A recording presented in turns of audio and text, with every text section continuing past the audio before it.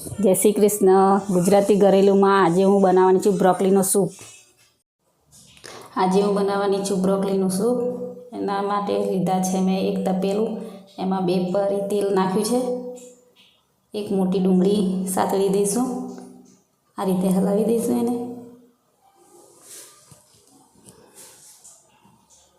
આ રીતે હલાવીને હલાઈ જાય એટલે થોડું લસણ નાખી દઈશું, 1-2 કળી. હવે મિક્સ કરી દઈશું. થોડું પાણી નાખી દઈશું, પછી હલાવીશું. સારું એવું મિક્સ કરી દેવાનું છે. આ રીતે ઉકળે એટલે થોડી અડધી ચમચી મીઠું નાખ્યું છે. હવે થોડી બ્રોકોલી નાખી દઈશું. બદામના ટુકડા નાખી દીધા. હવે થોડું મિક્સ કરીને સારું એવું હલાવી દઈશું. આ રીતે હલાવી દેવાનું છે એને.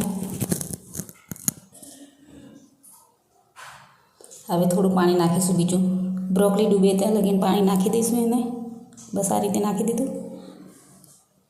બસ હવે મિક્સ કરીને એની ઉપર ઢાંકી દઈશું. 5 મિનિટ જેવું એને ઢાંકી દેવાનું છે. સારો એવો ઉકાળો આવી ગયો છે. હવે એક ચાણીમાં કાઢી લઈશું એને. આ રીતે કાઢી લેવાનું છે. આ પાણી બચેલું રહેવા દેવાનું છે આપણે. હવે મિક્સ જારમાં લઈને એને ઠંડુ થવા દઈને મિક્સમાં નાખી દઈશું. આ રીતે નાખીને પેલું પાણી જે બચ્યું હતું એ નાખી દીધું. હવે ક્રશ કરી દઈશું. આ રીતે ક્રશ કરી નાખવાનું.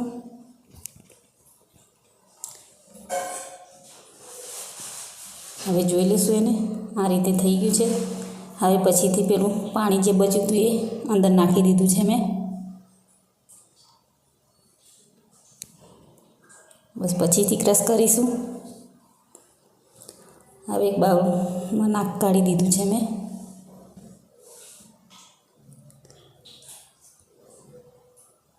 પેલું મિક્સર જ્યારે હલાવીને એમાં પાણી નાખીને એવી બી થોડું નાખ્યું છે.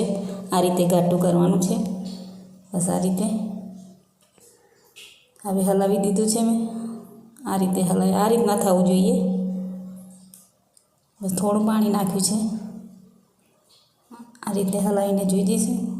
બસ આ રીતે થવું જોઈએ.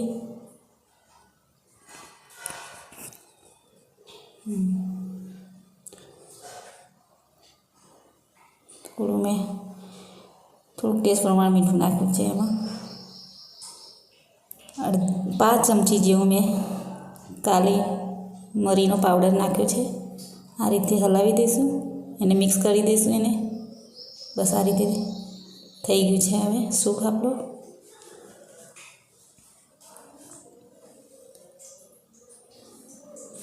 મેં ઢાંકી દીધું છે. થોડું ઉકાળી દઈશું એને.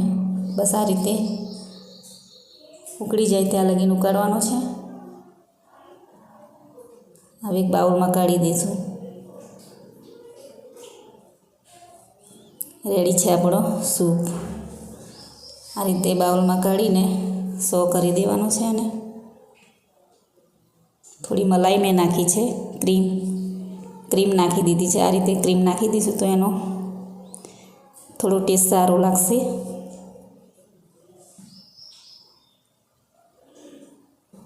થોડી બદામના ટુકડા નાખ્યા છે. તૈયાર છે આપણો સૂપ.